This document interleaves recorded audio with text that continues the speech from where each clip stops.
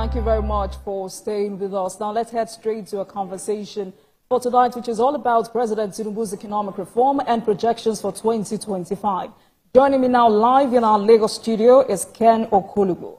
Okolugbo is a political and public affairs analyst, a consultant, communications and strategy officer of the President of the Senate. Good evening to you. Thank you very much for joining us on Politics Tonight, and Happy New Year to you. Happy New Year. In flesh and blood. You've always interviewed me for 2 years plus, and I've never seen you in person, so it's good to see you in person. It's good to see you and what also. a beautiful studio you have here in Lagos. Thank you. Thank you. It's nice to be here. Very much. So I look at your latest designation. Does this mean you can authoritatively speak on behalf of the Senate President? No, the Senate President has a spokesperson, but I can speak to what is happening to the Senate and the Senate President. As his communication and strategy consultants, I can do that, but he also has a spokesperson. Is this interview all going to be all about? Let's talk about the economy, because you know economic growth drives much of what happens across the economy. Talk about employment, education, health, and living standards. The president has promised to solve myriads of problems tackling Nigeria. What are the measures? Well, if you look at it, 2024 was a very difficult year. We can't take that away from what has transpired.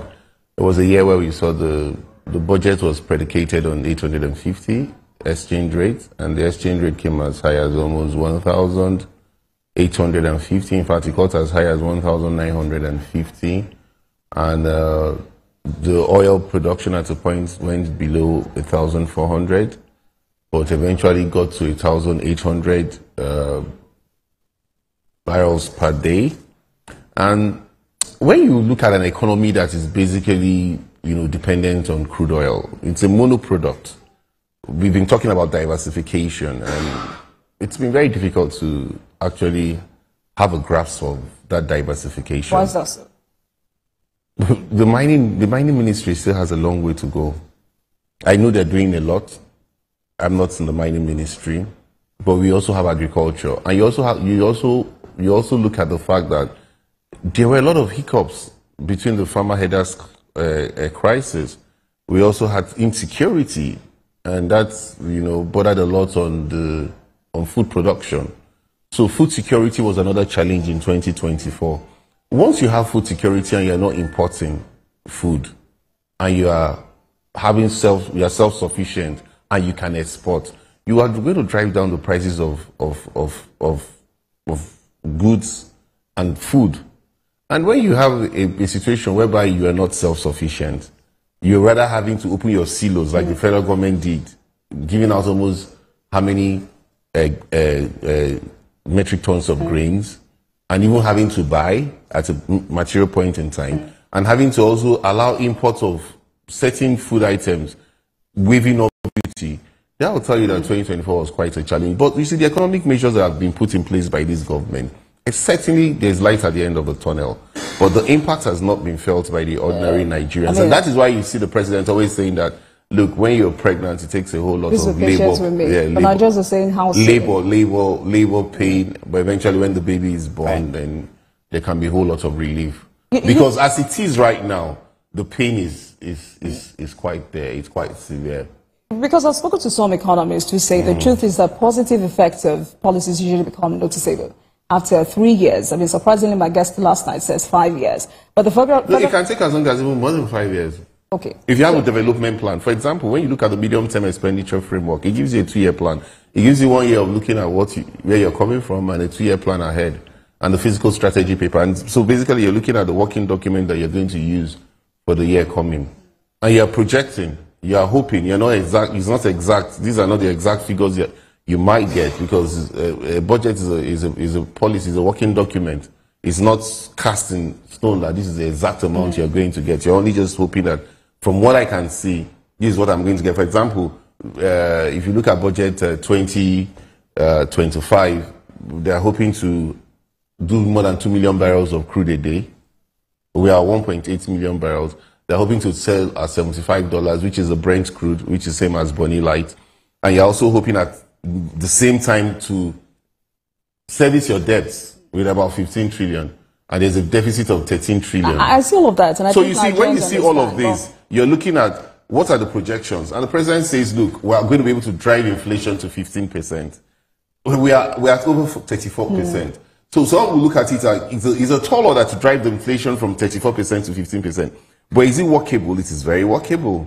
It is very doable because, first of all, if you have a budget surplus, if you have a GDP growth where your exports, it's more than your imports, and you have a trade surplus like we have had now, and it continues for 1, 2, 3 quarters, then you are But don't you think the federal government needs to be more open? More supply than demand. Open to Nigerians about when exactly they would be feeling the impact of these policies? Yeah, I think 2025, if you look at what happened in this period, this December period, the price of dollar went down. Why? Naira firmed up. Why did Naira firm up? Because there was more supply of dollars. Dollars was in excess.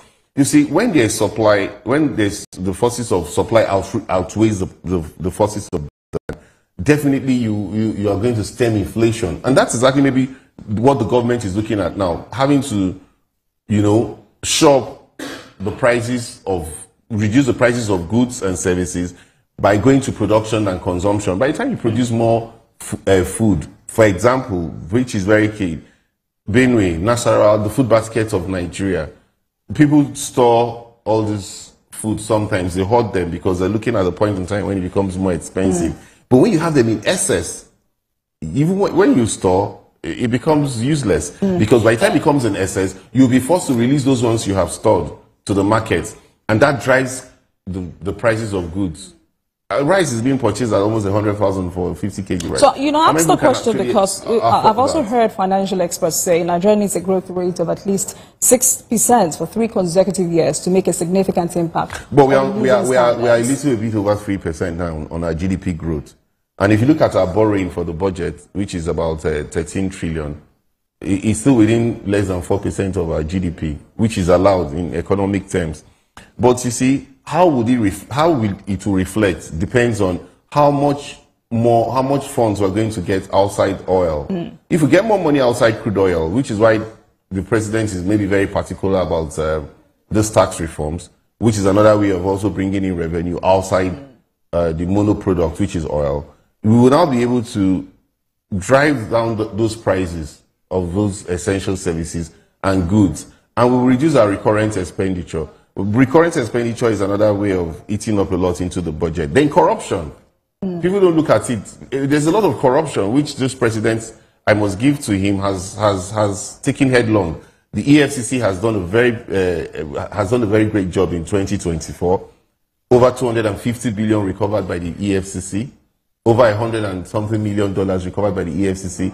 You can now imagine that an anti-corruption agency can give seed money to the credit consumer program of the president and even the student loan funds. So it's what does it tell you? You are also trying to stop corruption by the time you are giving students money to be able to meet up their needs. Consumer credit, you are also able to give people money who are in short of funds. And when you put money in the pockets of people, you basically reflect the economy. Because you talked about tax reform bills, let's go there, but I'll be right after this break. Please stay with us, everyone.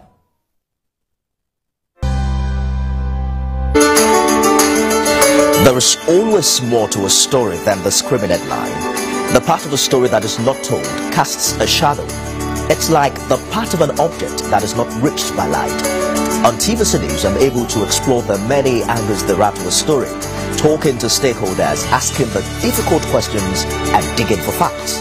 I believe the viewers are able to make a better decision if they're well informed and understand not just a part, but the complete story. TVC News, first with breaking news.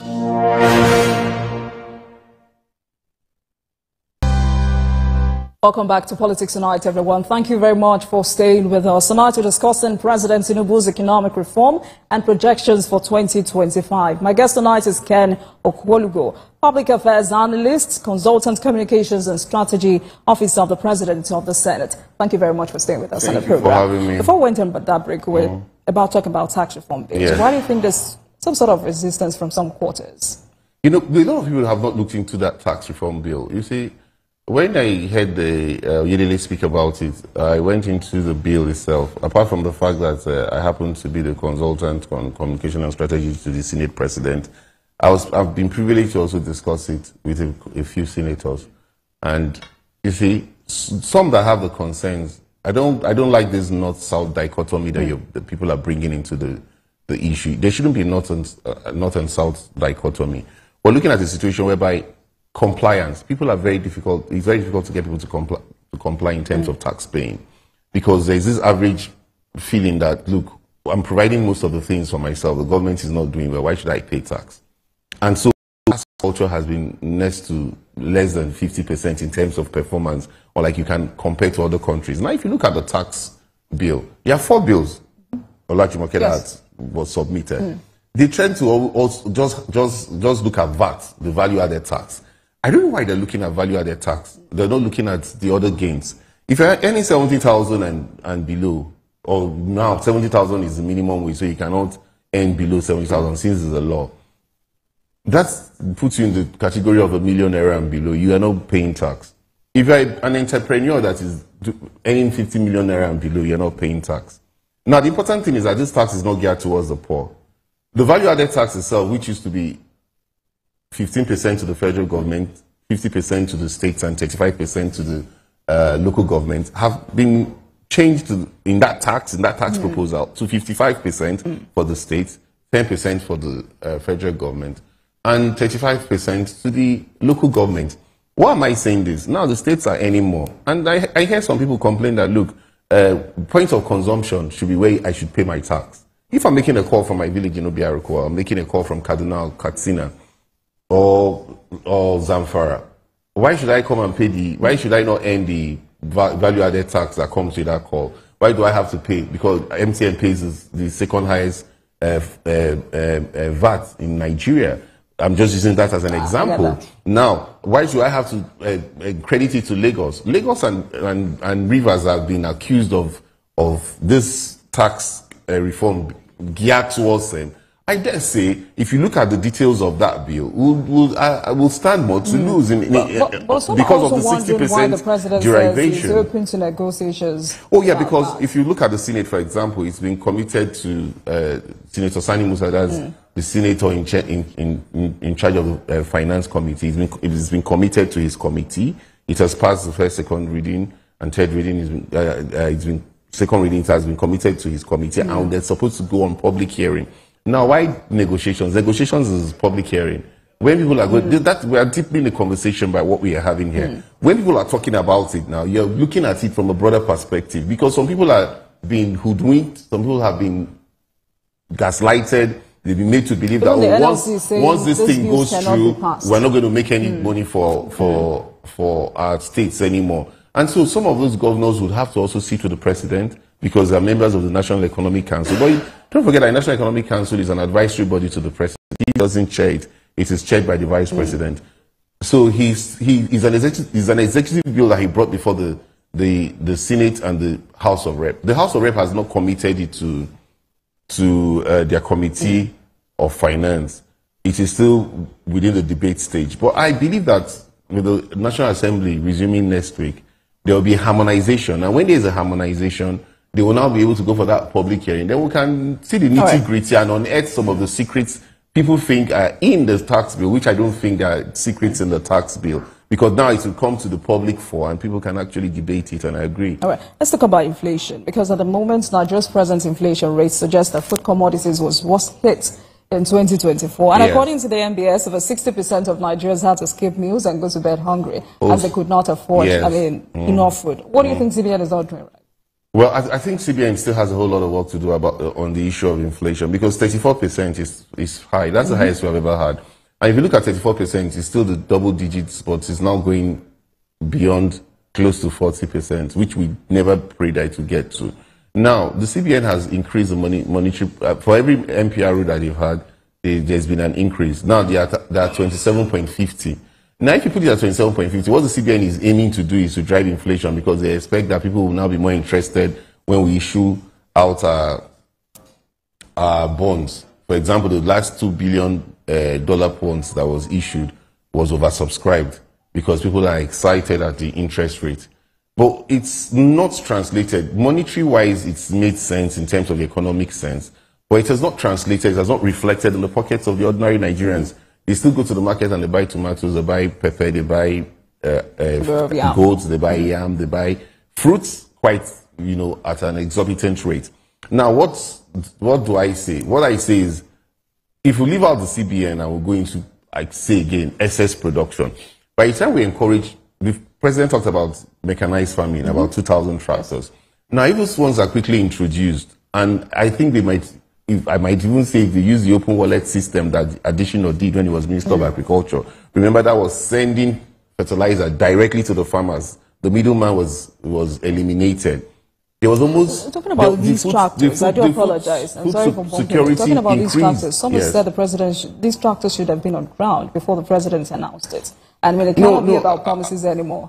I think the president, it was whole pricing. The president wanted to say, look, I feel your pain in terms of the agricultural aspect. These tractors are coming. I see light at the end of the tunnel. I don't think there's anything wrong in him saying it before he does it. The only thing is that they must be implemented on time, because the CNG buses, for example, had a lot of delays. Even though it has started coming, it's still in phases. So people have not felt that impact. And by the time it comes the way the president desires it, then maybe transportation will now be reduced. But, it's a year and a half down the line. Everybody knows that the life of an administration is 2.5 years.